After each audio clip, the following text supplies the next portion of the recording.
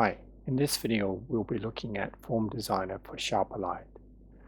The Form Designer will allow you to define a table and fields so that you can capture data and report on data in the web and also Excel. It's quite flexible, so you can add fields over time without worrying about breaking your report.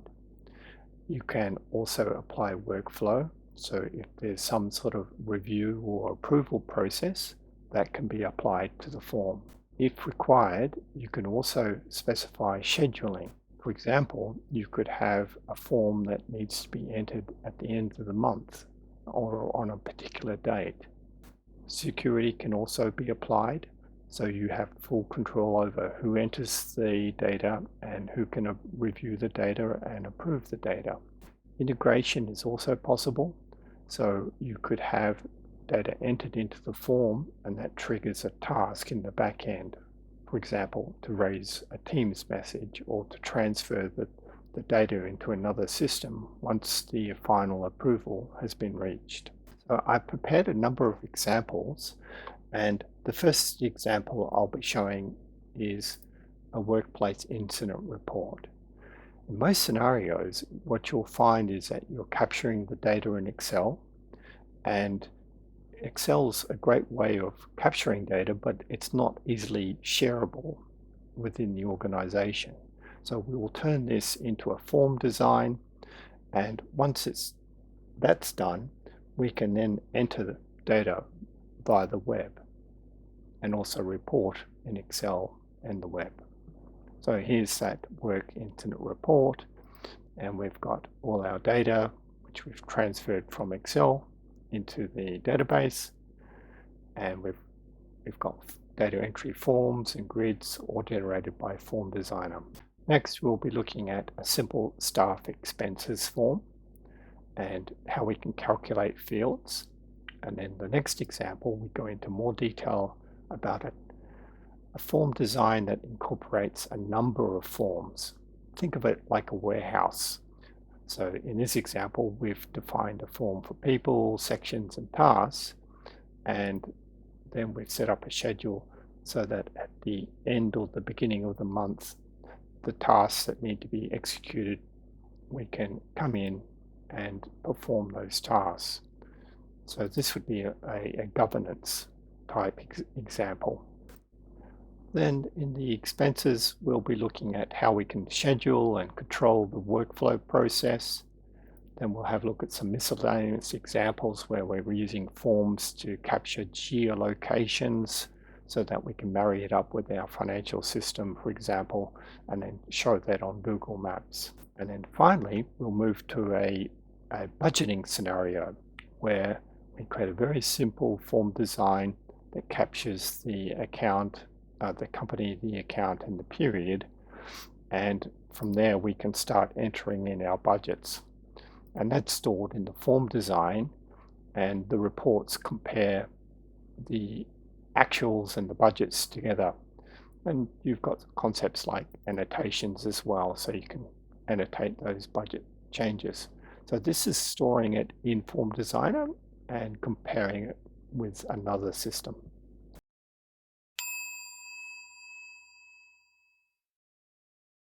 Let's have a look at the first example, which is the workplace incident report. So we have an Excel spreadsheet, and we've been collecting the incident reports over time, and we'd like to create a form and write that back in the data into the form. So from the application menu, you'll find Form Designer here. Now I recommend that you use Form Designer over remote connections, not local connections, because as we make changes to the form, we want those changes to be detected straight away. If you don't use remote connections, you're going to have to sign out and sign back in to see those changes. So this is Form Designer, and you can see I've got a number of examples already prepared here. But if we click New, we can start creating a new form. Here are some templates with various samples. So you can see here there's various governance type samples like timesheets and staff satisfaction, feedback, expenses, and there's that month-end task report and a bug tracking system. But we're going to select new. Here's the beginning of the report. The title for this report will be Workplace Incidences, so I'll just enter that in, Workplace. Then I'll navigate to the fields, and this is where we define the fields. I'll click on New, and the first field will be Code. This field is going to be unique, so I need to select the unique checkbox. This is quite important. Now, you'll see the data type is set to code.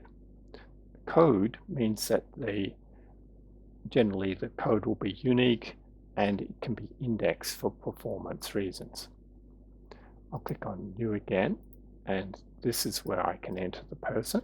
I'm going to use code for the person as well because I think that's probably better off indexed.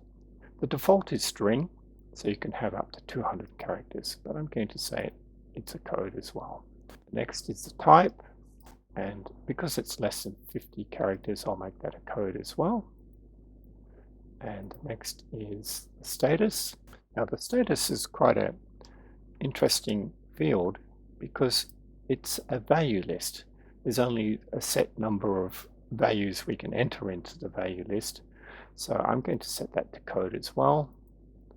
And if I go to advanced, I can define what are the known values for that value list. So in this case, we've got closed, pending, and in progress, and open. So I've just defined a code, abbreviation, and then the full description up here. So that's the syntax for that. And I'll press OK. Then I'll move to the next field, and that'll be date. So let's enter in date, and the data type will be date. The data type is quite important. Always match the data type with the data that you're capturing. Otherwise, it's just all going to be text, and we're going to have issues later on. So the next field is description. So let's enter that in. Description. Now, string should be adequately long here, so it's 200 characters long, but if it was longer than that, I could say it was text. So then I could put in whole paragraphs about the incident. Now, I'm just thinking that the incident report, I'd really like to add some comments to this. So I'm going to add a few more fields, for example, comments, and I'll make these infinitely long. So I'm saying it's text, and I would like to have some sort of color to denote the status. So I'll create another field called color, and from this list here I'll say I can set some basic colors.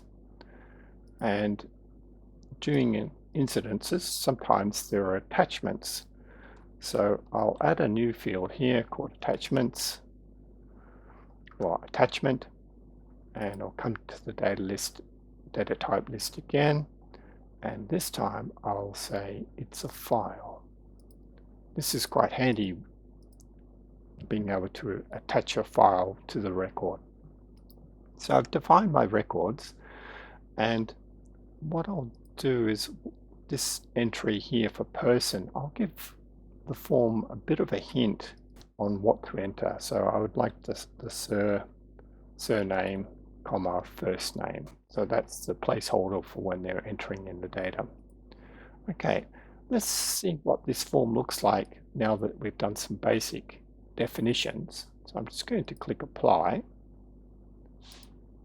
and then I'll click on the view. Now we can tune this further as we progress along. We get an overview of what we've defined so far. So I've got my code, a person, a type, status, it's done as radio buttons, the date. So let's change a few things. Let's create an automatic number for the code so that they don't have to enter one. And let's default the status to open and set this to today's date. So let's go back to the form and let's select the first one, which is the code, and the default value for the code will be this one here. So we're using an expression to prefix it with a T, and then we'll take the year, month, and the time and use that as a unique key. And we'd like to make that mandatory as well. So we come to person, that needs to be mandatory, so we can't leave that blank. The type is mandatory as well. The status, we said we wanted to default that to open when you create a new record. So there's my abbreviation OP for open. So I'll just put that in the default value, OP. The date, well, let's have a look at the defaults again. I can make that today's date. So that will be resolved into today's date. And the other fields, oh yes, the date is mandatory as well. And the status is mandatory. The description, yes, I think that should be mandatory. Comments, that's optional. Color and attachments are also optional. So let's apply this, refresh the list. Now if you don't see your changes straight away, it could take a few seconds for them to feed through. Looking at the form, you can see that those changes have come through, so the code now has been seeded with a unique code and the status is defaulting to open, and we have today's date. So if we were to enter information in here, it would be saved into the system database. That's where Form Designer saves all its data. On the Form Designer Form tab, let's set a code and a group and click Apply. So now we've defined our form. We'll go to Excel and we'll write back our existing data into that form. On the Sharperlight ribbon, select Write Back. In the Write Back definition form, select the product system. That's where the forms are held. And in the tables, select the Forms folder and the newly created table, which is Workplace Incidents. You can see I've already created a number of these, but this is the new one here, so Workplace Incidents. When I select that, you'll see the fields that we previously defined. So there's our code, person, etc. What we're going to do now is map this to the Excel workbook so that we can transfer that data into the form. So let's go to code, and I'm just going to click on the workbook, and that'll be from cell B6 to the end. So I'll say 1000 rows, that should be enough.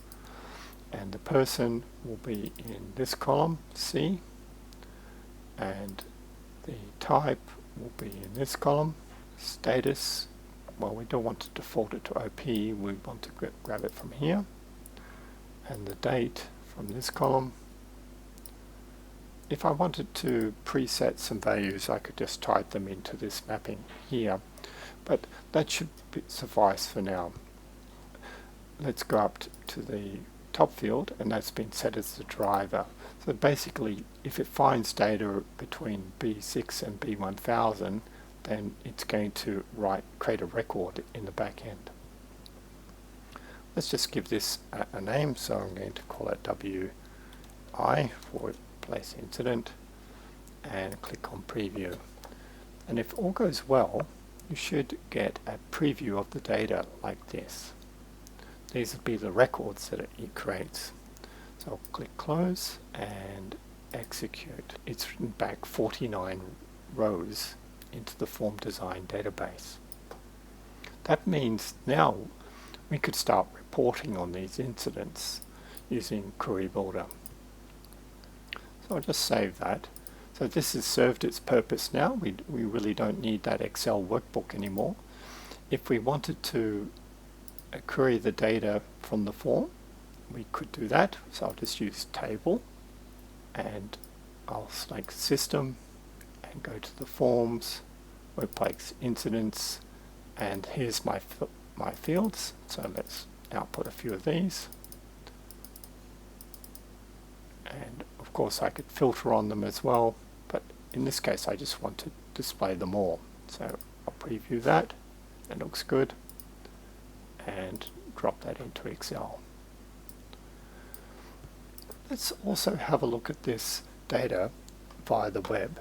So in this case, I'm going to Publisher, and what I'll do is I'll quickly create a report on this new table that we've created.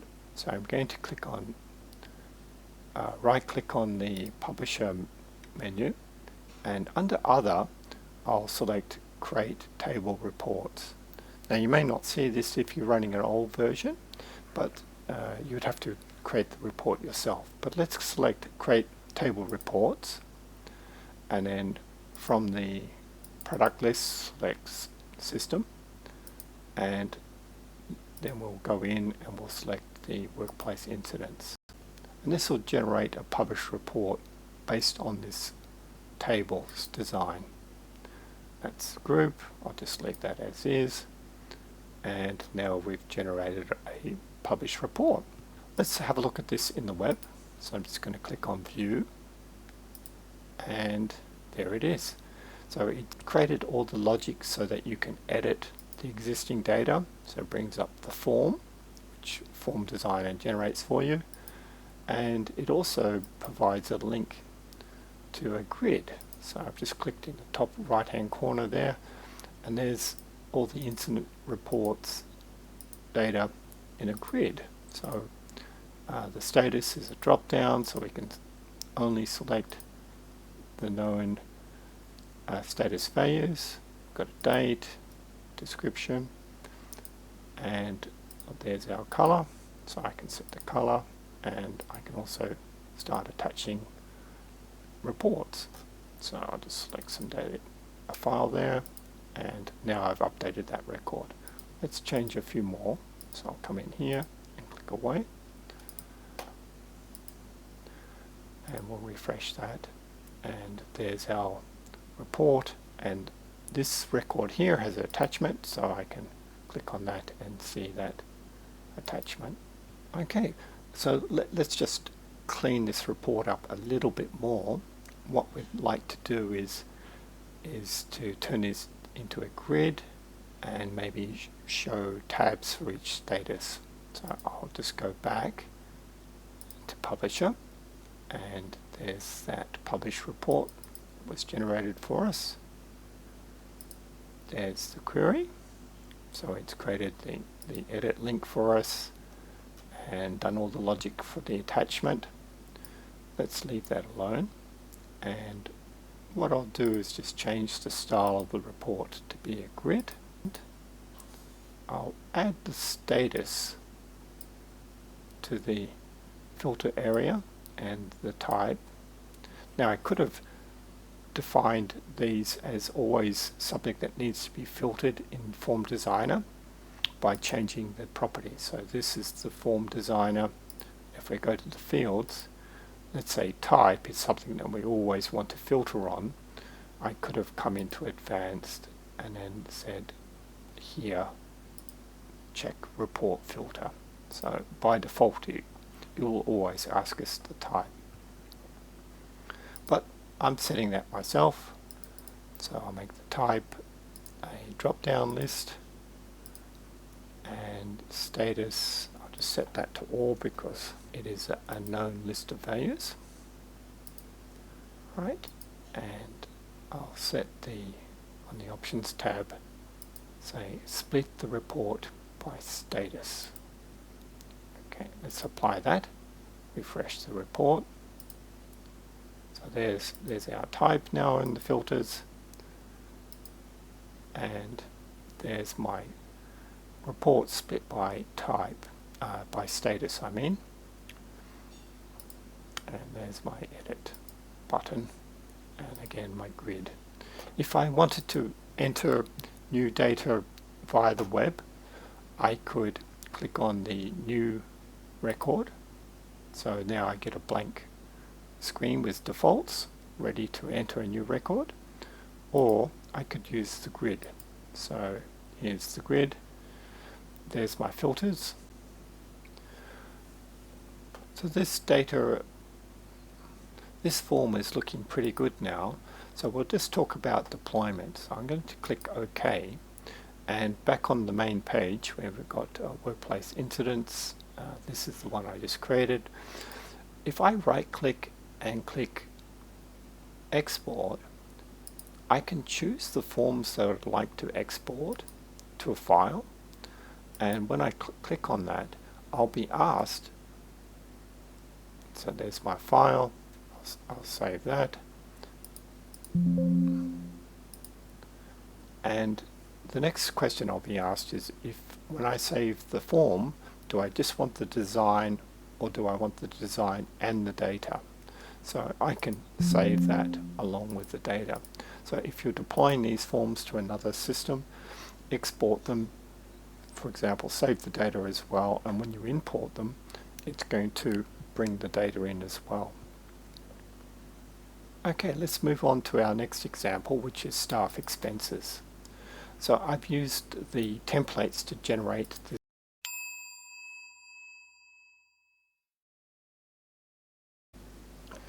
Let's have a look at our next example, which is using staff expenses. This one's interesting because it does calculations.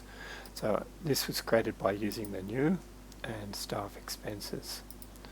So let's open it up and go to the Fields tab, and you can see it's got a number of fields. This time we have a amount and a tax amount and an exchange rate. So for this example, when we do reporting, what we'd like to do is calculate the final amount, the system amount, based on the exchange rate, hence the yellow field here. So that was created by doing a new one, and under advanced we've said that it's calculated, and the calculation is amount times the exchange rate. On the drop down list here we can see a number of templates. These expressions or these calculations are based on SQL functionality. So if you can write it, or you're familiar with SQL, you can basically take your fields and do things like putting the first name and surname, combining them together, calculating the date difference between two dates, things like that. In this case it was extremely simple. It was just the amount times the exchange rate. So when we do a report, so we're actually using Query Builder, those calculations here appear. So that'll be the amount times the exchange rate, so that we don't need to do an expression each time we create a report. So that's an example of a calculation. Another example of a calculation would be this sample here for budgets. So let's have a look at this one. And here, I don't recommend you do this, but here we've got the year and the months of the year, and at the bottom we've got the total. And if we have a look at this, we can see that it's adding up all the months together, and we've got a checkbox here saying that this calculation should show up in the write back as in addition to reporting. So let's have a look at this particular form. So I'll click on view. So there's the months. So as I'm typing those in, those months are being added up, and the same is true for the grid as well. So if I click on grid and we hit enter, I just need to, so let's enter in some data here, and you can see the totals are appearing at the top, along the side and at the bottom. So that's a calculation. Now let's have a look at the month end example. So the month end is a more complicated form design. It involves multiple forms, because Form Designer can be used as a form of data warehouse, where you have referential data and you have transactional data. So if you were to select from the new list month end tasks, you would actually import more than one form into your Form Designer list. I've already done that, so let's have a look at these examples here. So here's our month end, and you can see we've got a people table. Let's have a look at that. So here we've got the fields for people. We have a unique code, name, department, whether that person's still active. That's something that often gets overlooked when you define forms.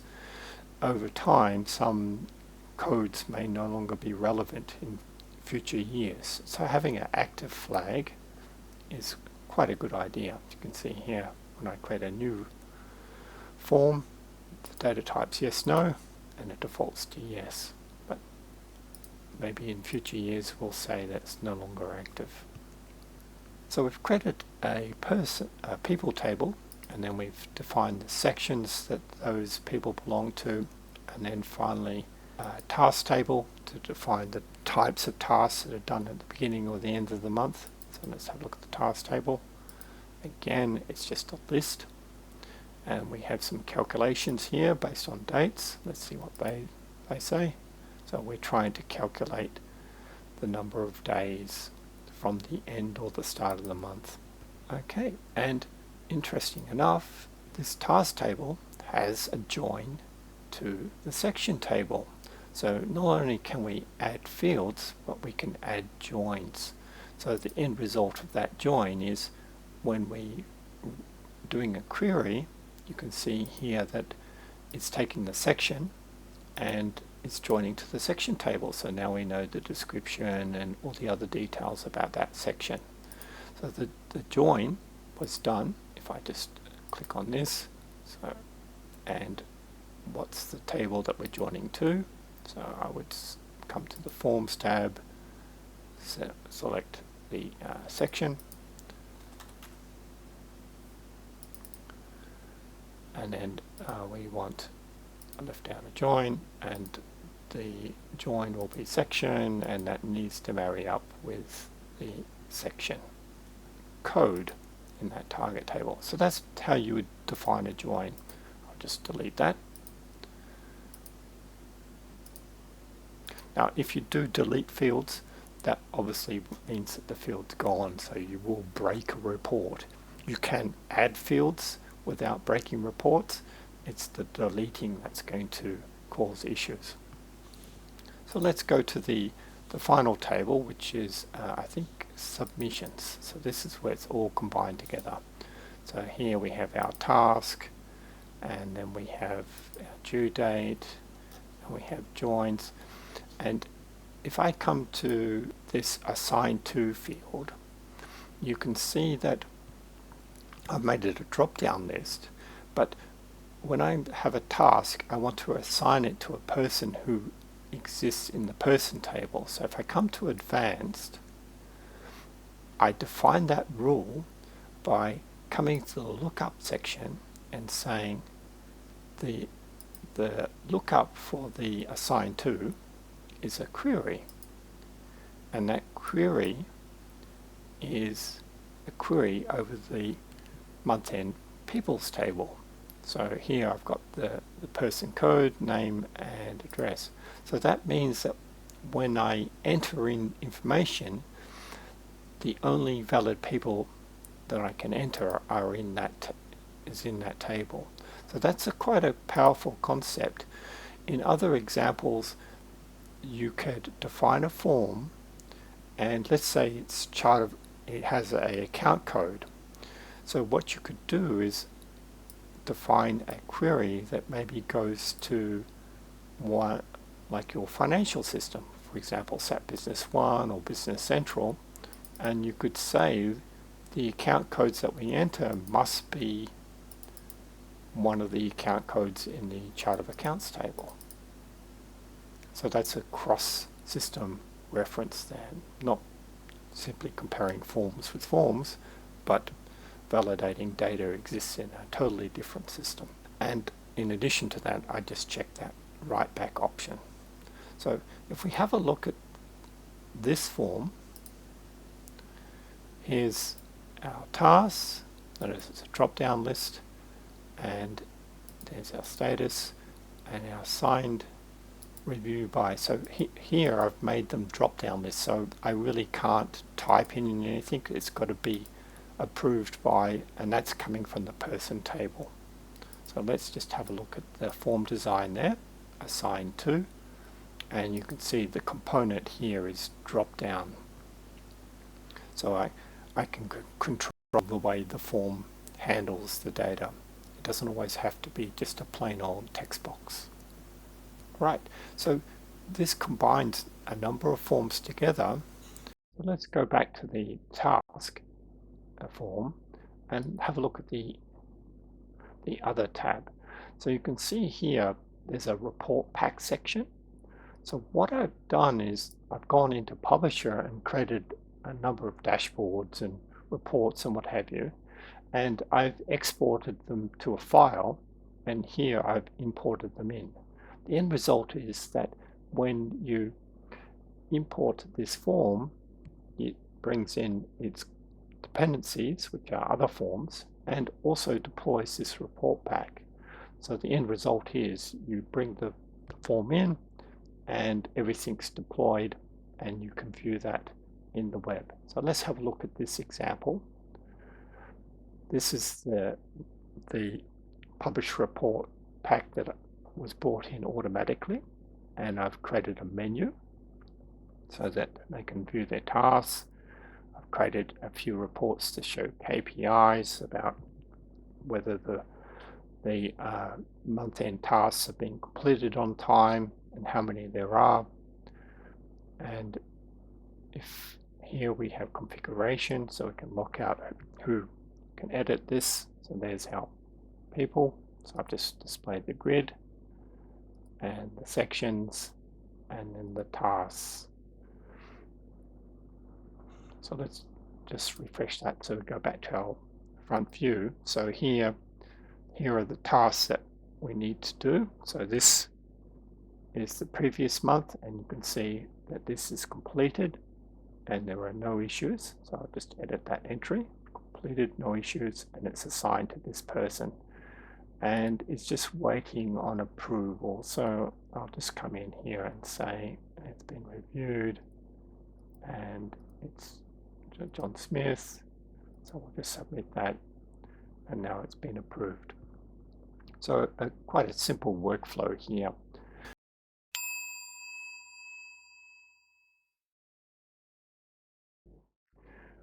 Okay, now let's look at the staff expenses example, and we'll talk about workflow and scheduling.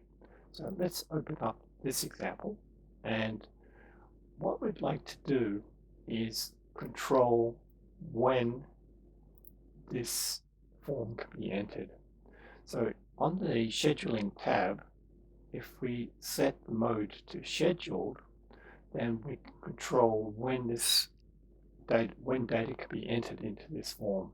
So I've taken off everything, and I've selected Friday as the only day in which we want to enter this form. So in other examples, you may have a form that is only filled out at the end of the month. Maybe it's or at the end of the quarter to say, have these checks been done? So you could create a questionnaire of forms to make sure that they have a checklist of forms and ask them, have you done this, this, and this? And that's done out at the end of each quarter. But in this case, I've said Friday is the day that we'd like to enter this. Down the bottom here, we can control how many entries can be done. So for staff expenses, any number of people can enter data in on Friday, but we could limit it to just one entry.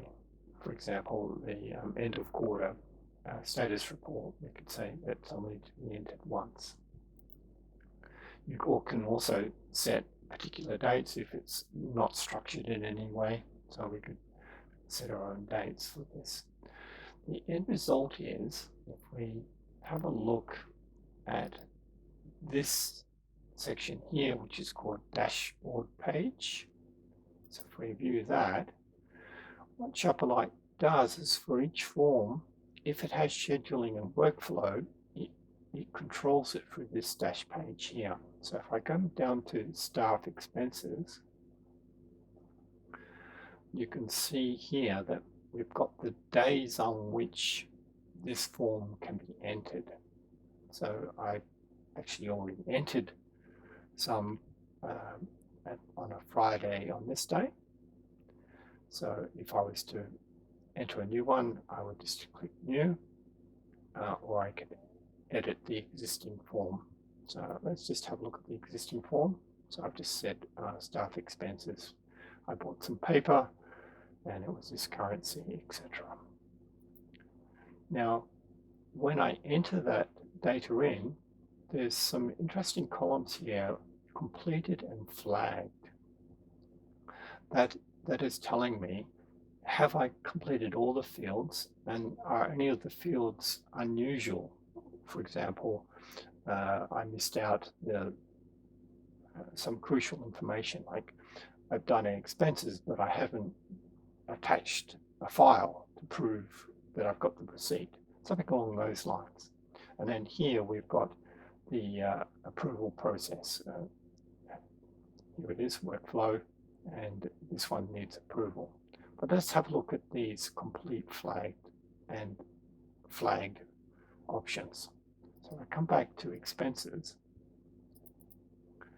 and we come into here. So here we've got the receipt field, and on the right hand side here I've flagged this. So if there's no file, that'll be 0 length. So I've flagged that. I could also say, for example, if the amount was less than 0, flag that. Or I could say, look, if the amount is greater than 1,000, then I want to flag that. That's something unusual. On top of there, I've got incomplete. So if I don't put in a amount, maybe when I was filling out the expenses, I had to just started the entry, but I didn't have time to finish it, well, then that would be picked up by the incomplete. So that is our incomplete. So we've got 15 fields and 12 of them have been entered. That means that there is 3 fields that were not entered. And then incomplete is obviously, I don't think I've done the attachment. So let's just edit that field there and we'll put the attachment on. Just choose the field file there and we'll submit that. And we'll come back to expenses. And you can see now that that's no longer flagged. In Career Builder, you have access to all these additional statistics that are associated with records, like who created it and what's been flagged and what the approval process, what stage the approval process is in. So let's have a look at the workflow now. So we'll move on from the scheduling tab to workflow. And on workflow, here we've got the create and edit. So that's obviously enabled.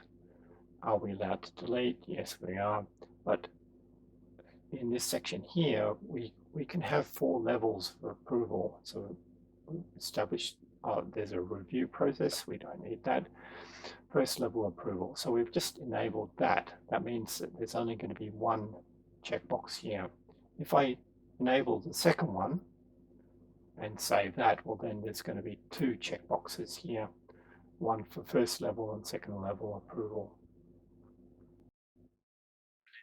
In section here, we can say, well, when there is approval required, how many days do we want to wait before it's deemed to be overdue or late? So, or just to give up on it. So this one's late because quite a few days has gone by. So that's quite handy for when you're writing reports and you want to chase up things that haven't been finalized, haven't been approved. But let's click on the approval here. We've got comments that we can enter in, but I'm just going to update and say that's approved. And now if we do a query on this, let's just have a look at some of the query options. So there's our staff expenses. So I'll just bring out some fields, date, the time, the amount, And if I want to know, so there's the submission status.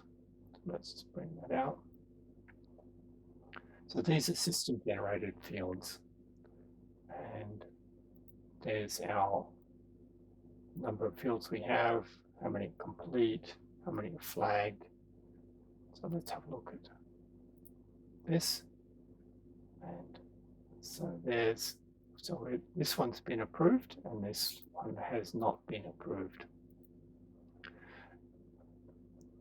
As to who approved the record, you'll find that under these folders here. So I can also find out the date it was approved and by who.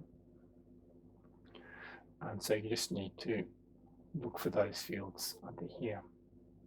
Later on in the last example, I'll be going into how you can tie scheduled jobs into these stages. So for example, when we create a new record or edit a record, we can fire off a scheduled task.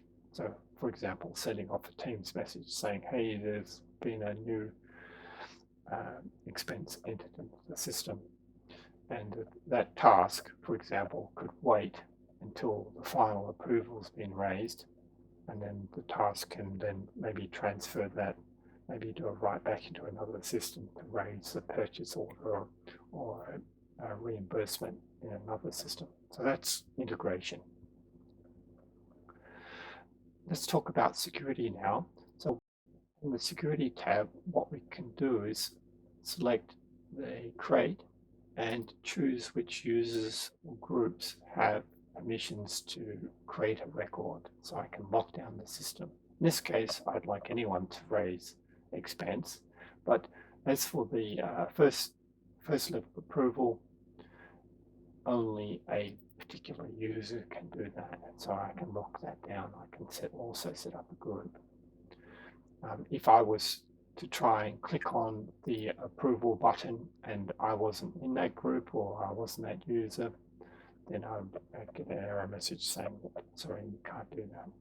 Now these permissions follow the users no matter where they go. So if they're in Excel or Scheduler or in the web, there's no escaping these permissions.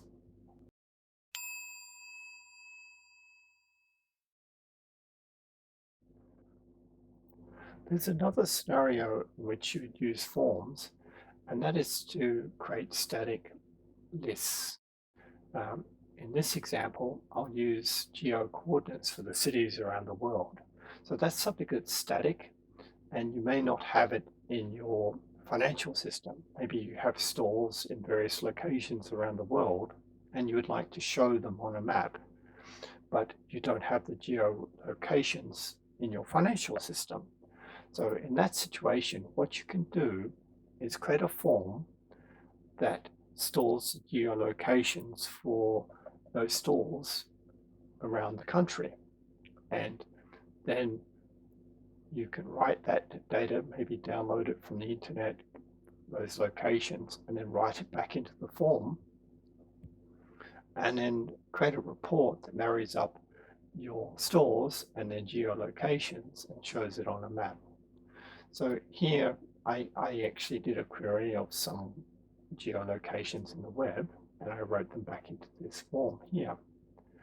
And here's the data.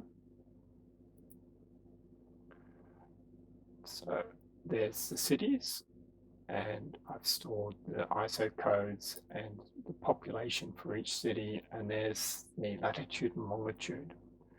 So I'm using this as a static data set. So after I get my form and my geolocations, then I can start creating reports based on them. So here's the publisher, and I have my major cities example here.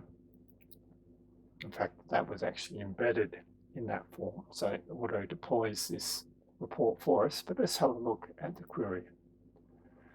So I'm querying that table directly, and because I'm using Google Maps, I just need to get the fields in a particular order and with particular attributes.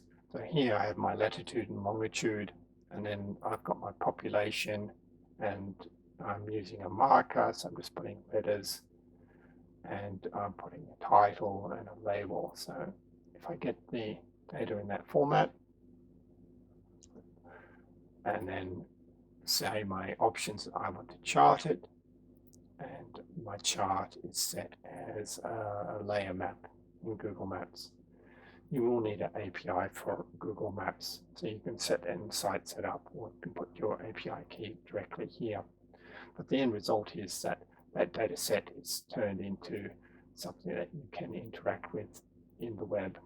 And I've set a slider here so you can choose the population that's displayed. Probably something like the revenue for stores on the map, so you can see and then click on them. You can set up your data set so that when you click on it, you can then show overlay with maybe a report that shows the profit and loss for that particular location and an overview. So there's quite a lot you can do with that. So that's an example of a static data set. If you were marrying it up with your financials, probably you would start with not system, where the form is. You'd probably start with something like Dynamics GP or SAP Business One, bring out some sort of department code of some kind, and then this table would have that department and then the geolocations for that, so that you can then display it on a map. So that'd be an example of a static data set.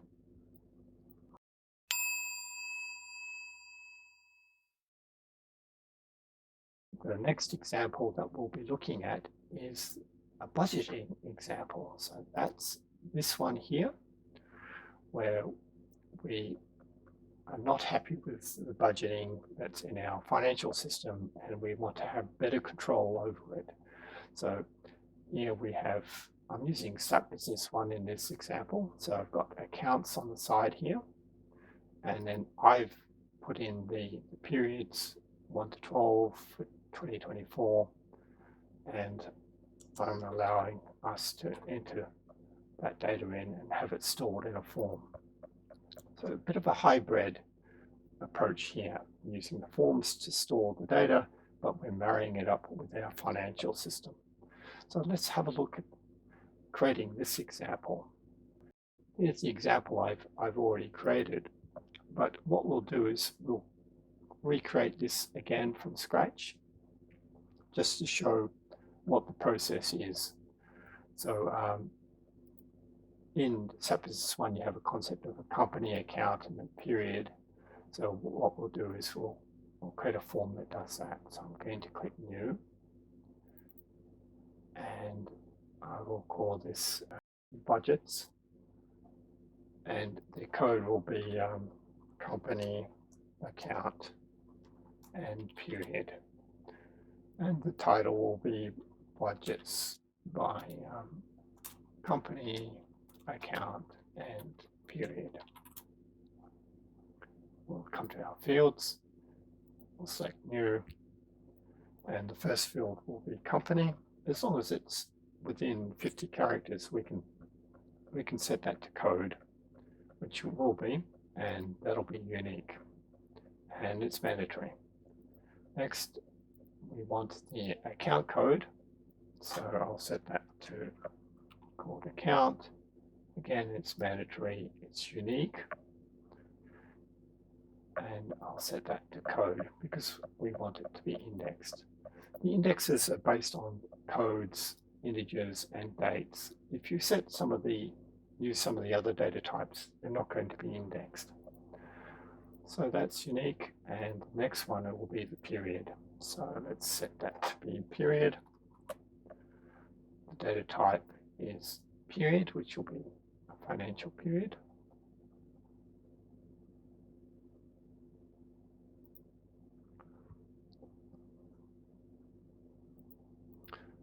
And that needs to be unique as well, and mandatory.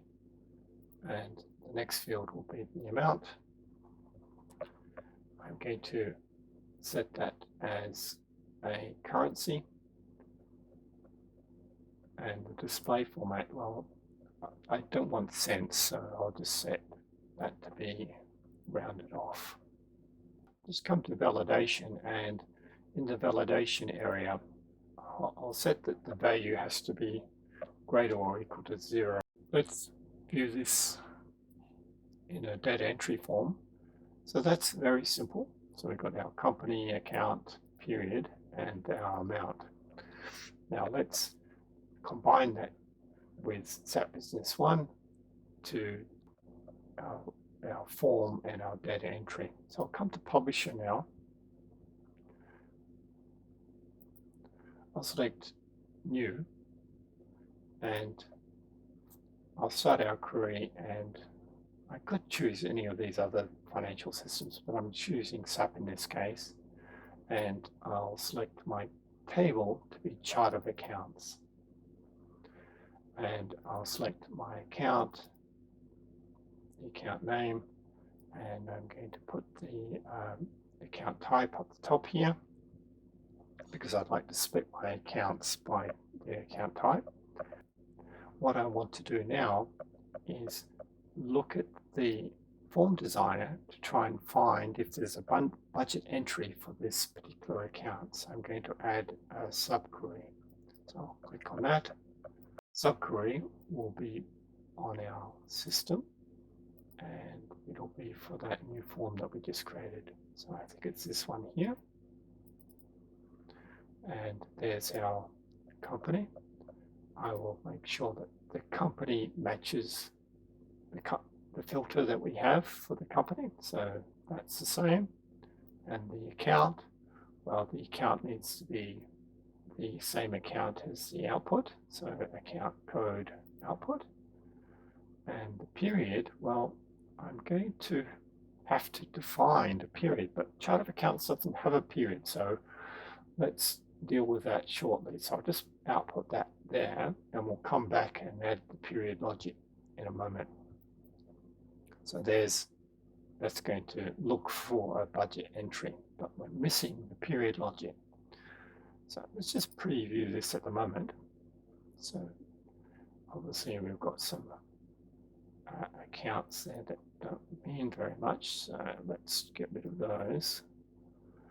Just say that the accounts are from 1 to 999. Okay, that's looking better.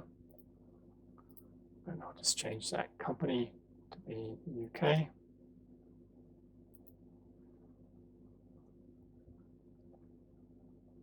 So there's our account and the account description, and this here is coming out of our form designer for the budget. So it's not finding any data there at the moment, so it's saying 0. But we're going to enter some information into that shortly. So let's come back and add our period. So I'll use the other option. I'll just move this up here and select it again, other. And it's just gone off my screen, but under other, it'll have a list of different field types, and I'm selecting period.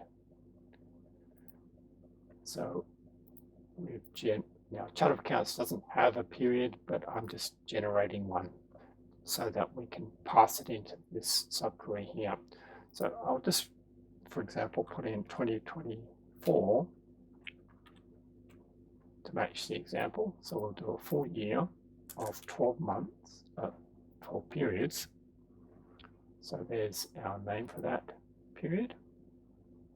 And if we come into here, now we can set this up here and select the period.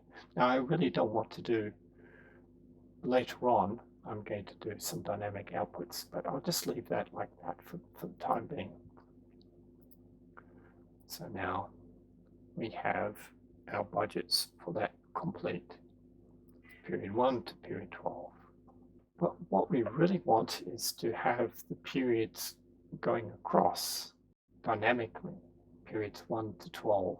So we want to repeat that across. So I'm just going to change this. I'll rename this and call it budget. So I'm just setting the name to budget. So that was name that I just changed. And now if I double click on this and come to the functions option, I can apply the period to that output, to the amount, and say it's dynamic, like that. So now we're going to get a subquery for every period in the set. And if I change the description, well, let's just go to the full options here. So here's the description. We don't want to call it subquery. We want to actually use the value of the period. So it'll be period 1, 2, 3. So if I select this, that's going to get me period 1, 2, 3 as it cycles through the list. So let's have a look at this now. There are videos on dynamic outputs. Now that took quite some time to run, because now for every one of these cells here we're doing a query to the form designer. But we don't have any data in there. Plus we've got to make sure that this period is the only period that the subquery is running for. We can look at the SQL in here and try and ascertain what sort of subquery it's doing. But I'm just going to come back and fix that up. So let's have a look at the subquery again. And we don't want to do a range, we just want to do a single period. So we'll say it's single, and it's just that one there. So that'll bring back the period for that, the value for that period. Now, the problem with this report is that if we were to run this in the web, so I'll just give this a group, and if I come to here, I can then split the report by the account type. So I'm just setting that, and I'll change the report to be a table grid because it'll look better. So let's have a look at this report. So as you can see, it's done the report, but we can't enter any values into these cells because it's just read only. Now we want to be able to click this cell and enter information into it. So that's what we'll do next. We'll use the form to retrieve the existing value, but also write back a new value to the form. So we'll come back to our publisher, and we'll select publisher, edit, and select the value formula, and then right click and select write back data to.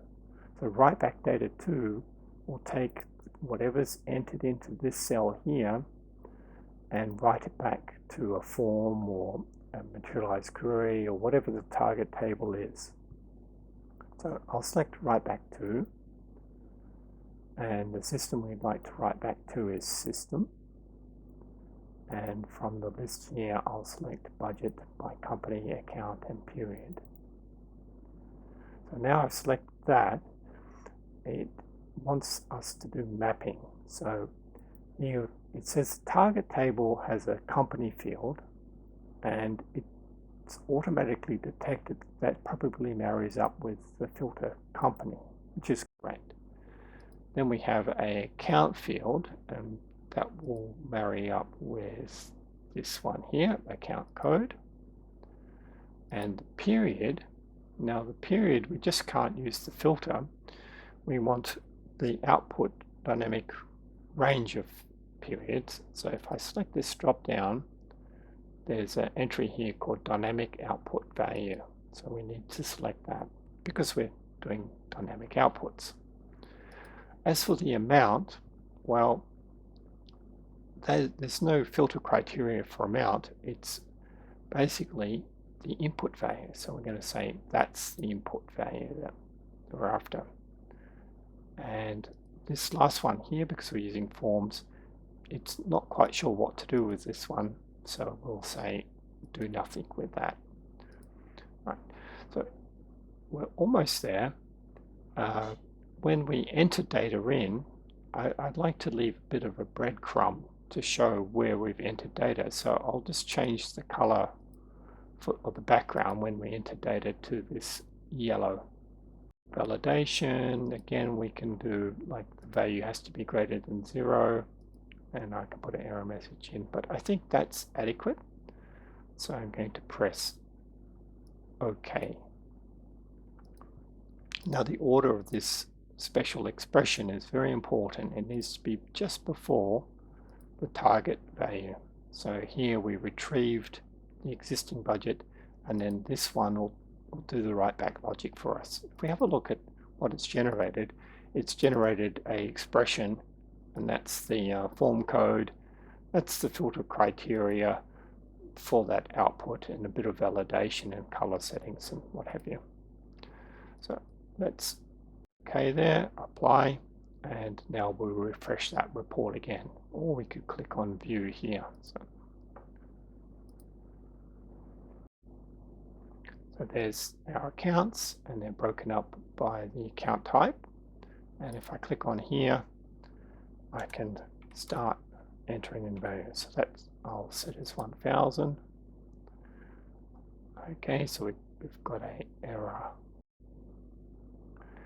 Okay, so I've just realized what I've done wrong in this example is when the subquery was generated, we said that the subquery needs to be repeated one for every period in this range. So we set it as a dynamic output.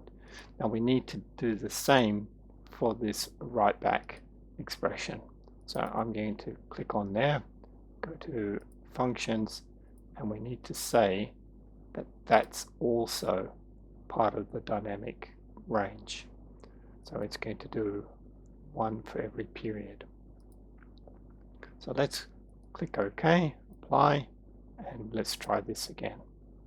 All right, so let's enter 1000, and this time there was no error. So 2000 in the second cell, and I'll just put one down here as well so we can prove that it really is working, and 1 in 12, period 12. Let's verify that it has gone back into the system. So I'll select our form designer and go into query builder, and I will create a query to view what data has been written back into this system. So there it is there. There's our 12,000 for period 12 and 1,000 for period 1. So it's definitely going in with the right criteria. What I'd like to do now is add some additional logic so that we can have totals. So as we're entering in these budget amounts, we can have a total on the side here, and that'll reflect what's, and we also have totals down the bottom. So let's go back to the form and add a total on the end of the periods. We need to do that in Publisher. So we go back to Publisher, and there's our amount. I'm going to add an expression at the end, and the expression is going to refer to the budget, not the budget amount, but just the one that says budget. And expressions are quite smart in that they'll know that there is a budget for each period, so it'll automatically add them up in that range. And we'll set the total as the description. So I'll just say that's total. And if I preview that, we should have the total at the end. So there's our total on the end. It's not much is happening at the moment. Let's view it in the web. So there's our 15,000 on the end, and we've got our totals at the bottom. So if I was to enter in a new value here, you can see that that's gone into the total at the bottom and also on the right hand side. Now we do probably want to change the formattings to drop the cents on those dollar amounts. So we'll come back into Form Designer and where it's got value, we can come into formatting and say show 0, so we can not show the 0 and 0 decimal places, and that will actually clean up the report quite a bit, so that now we only see budgets where they've been entered. So that's looking much cleaner now. The next thing I'd like to do is add annotations to this report so we can track comments against each account. For example, maybe you want to check the numbers for a particular account and have a conversation around it. So we don't want to do that in emails, we want to have it follow this report. Come to Publisher, and on the Options tab, come down to the Annotations button. And in there, you can see that we can set up annotations, and we need to scope the annotations to a particular set of filters or outputs. So let's select all selected items, and we like the annotations to follow the account and the account output, not the filter, but the output for the account, and the period. So I'll select the period as well. In fact, I don't want to select the period. I just want the annotation to be for the company and the account. So it's for the whole row, not a particular period. So that's the scope of the annotations. Now we need to go to our query and decide where we want the annotations icon to appear in the report.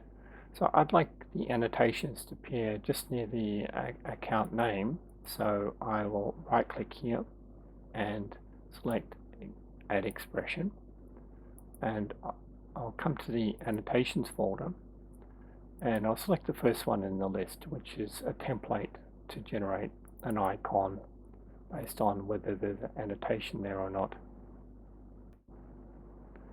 It's detected that this will be HTML, so I'll say yes to that, and I'll just change the description to say notes. Okay, so let's save this report. So apply, and then I'll refresh this list again. Annotations is quite a powerful concept in that these annotations based on the scope can be applied to multiple reports. So in this case I said the company and the account in combination together make up an annotation. So I can have that same annotation to follow another report as long as I specify the company and the account.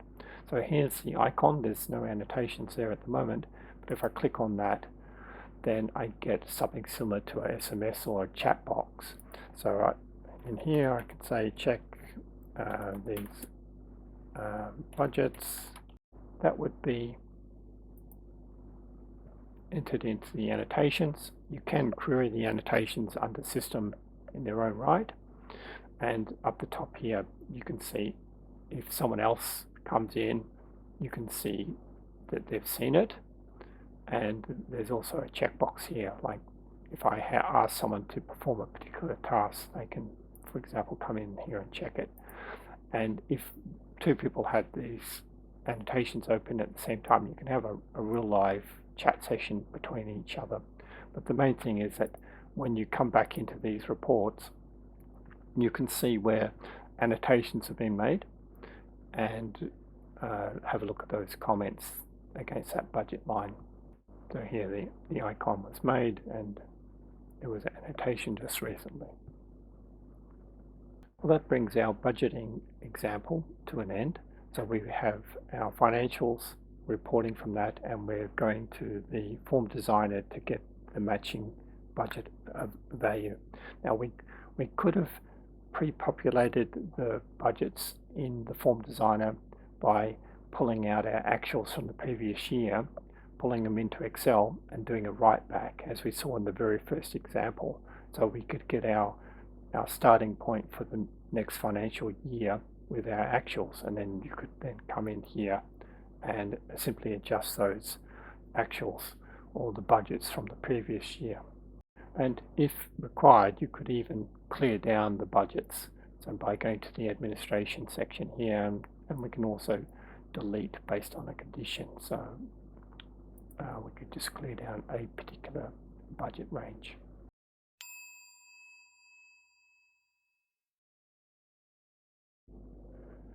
In our last example, I'll be looking at integration. So what we'll do is use staff expenses, and when a new expense is raised, we'll create a Teams message and like this, and we'll put the details into a Teams message.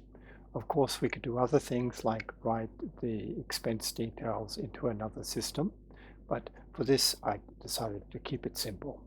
So here's our expenses, and I've created a publish report using the report generator pack, and it's created this form for me. So I'm going to click on the icon for creating a new expense. This is my account, today's date, and I'll set it up as transport, and I'll say it's car rental,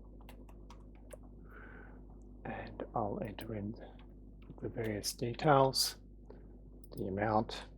Remember that we can put validation on all of these fields, and I'll set that as default, and I'll also do an attachment. Okay, and I think that's about it. And if I submit that, we should see a new Teams message come through with those details. So this is it here. I'll just refresh that list again. So there's our new entry, and that's come through into Teams. So let's have a look at how this was set up. First of all, let's go to the form. So I've opened up staff expenses, and on the workflow tab, you can see that I've used the scheduled tasks entry here. So I've created a scheduled task, which I've selected here, and that's bound to when a new record is created. You could bind this task to the approval. So once it's approved, only then execute this task, or you could have multiple tasks dealing with the different stages of the record. Let's have a look at the scheduled job. So I've started up scheduler. I'll just close this so you can see it in the list. So there's my task. I won't create this from scratch because it might take a little bit too long, but I've given the task a code and a group, which I refer to here. And in the actions, the first action I do is I retrieve the form submission ID.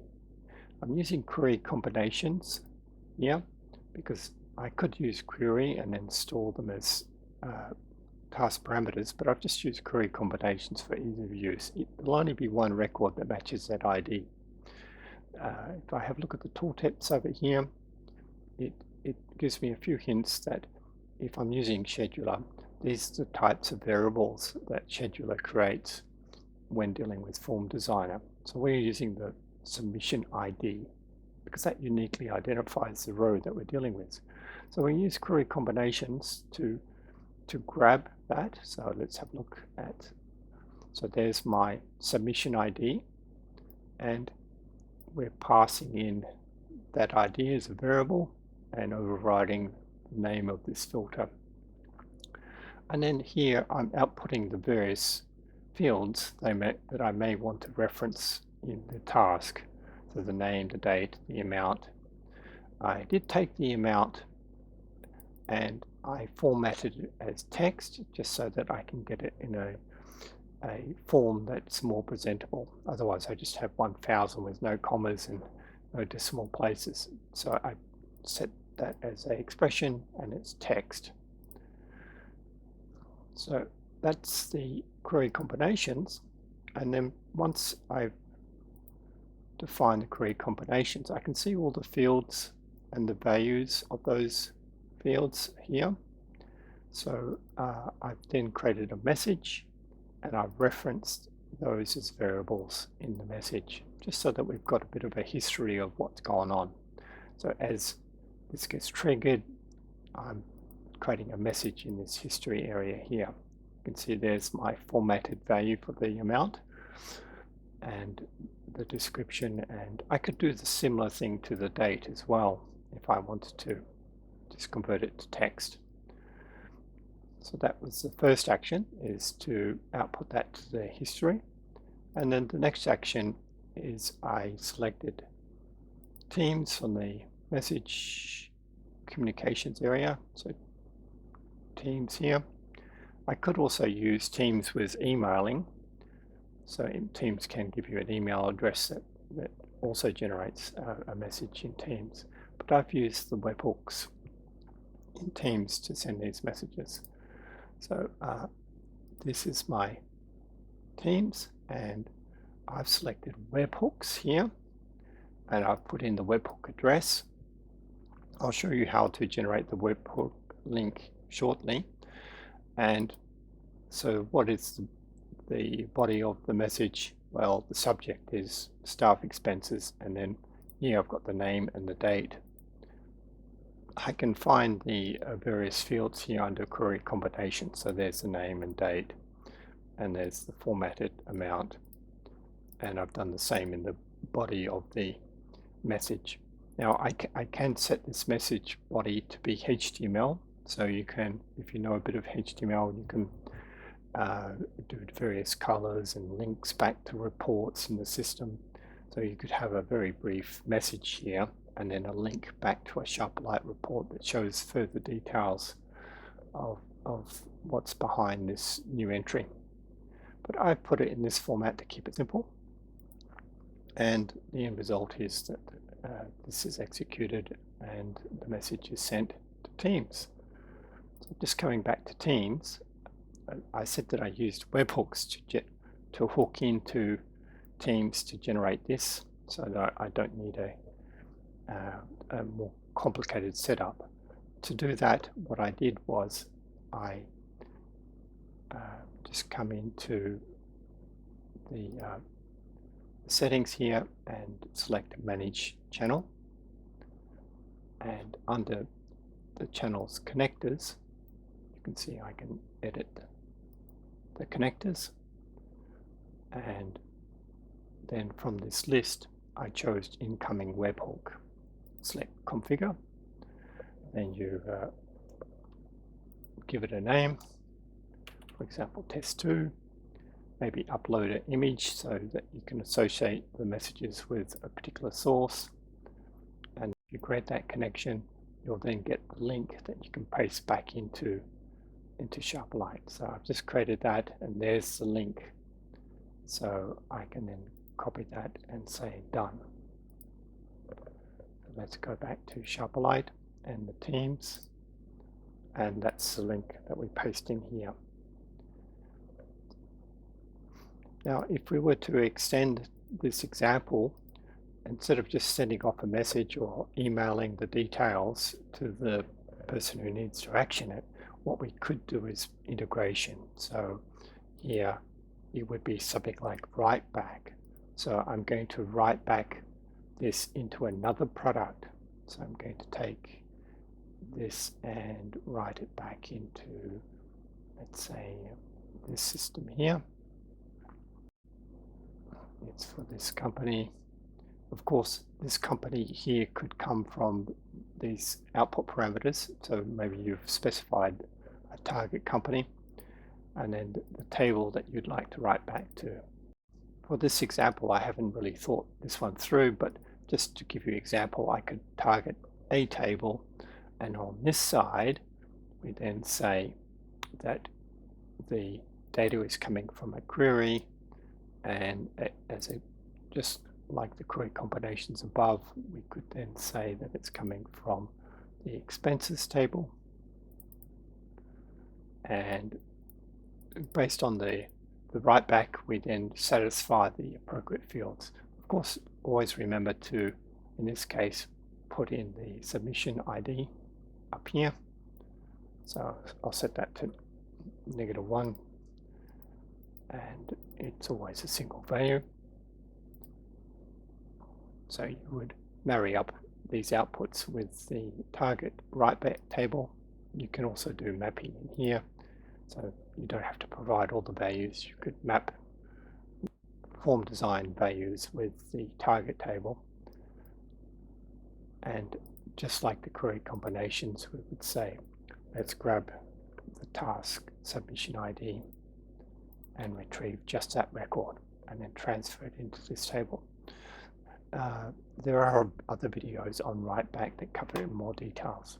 One concept I have deployed on various sites is the idea of creating a form that has a subset of fields that you collect, for example, raising a purchase order, and they just put in the fields, that's it, it's approved, and then when that's submitted or approved, then you write back into the target system, and you can query as various systems to piece together the full picture. And that way you can create a custom data entry form for the end user that simplifies the whole process. Maybe there's a lot of fields that can be omitted, so you can cut down the form and then call the task and have the task just update and create the details for the process to be completed. So Form Designer is a great way of identifying data sets around the organization. Maybe it's governance rules, miscellaneous data sets, and you can create small applications or one-off tables that facilitate those processes. If the amount of data that you're collecting in Form Designer is beyond 100,000, let's say it's 300,000 rows, then you may want to start looking at Foundry, which is a more disciplined process, and it's not as tolerant to future changes, but it can certainly create a identity-based data model and database to handle those large volumes. But if it's around the 200,000 row, 300,000 row records, then Form Designer can certainly handle that sort of capacity. In addition, you get the benefits of scheduling, workflow, and security. The Form Designer will have data entry forms and data entry grids associated with the design, as do all writebacks in Sharperlight. And in addition, you can control the styling of those forms. So if you've got corporate branding, you can put your branding across the top, change the fonts, and even enter in your own CSS styling where required. I hope everyone got something out of this video. I know it's quite a long one, and I have gone through the details as quickly as I can, but there's so much more in Form Designer that we haven't covered in this video. So maybe in the future we'll have some other videos that cover different aspects of Form Designer. Thank you. Bye.